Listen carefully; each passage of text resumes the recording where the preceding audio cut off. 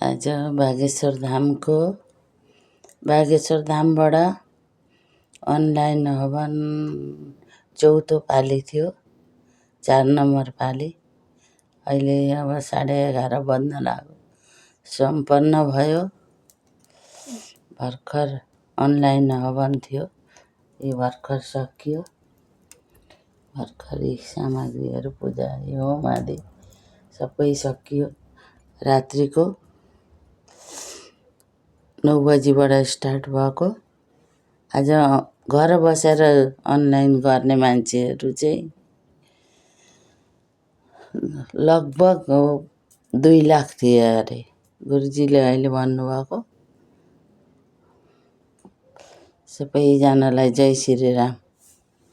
तपाईँहरू पनि गर्नुहुन्छ भने स्टार्ट गर्न सक्नुहुन्छ। अब आउँदो पालि अप्रिल 20 तारिक छ अरे।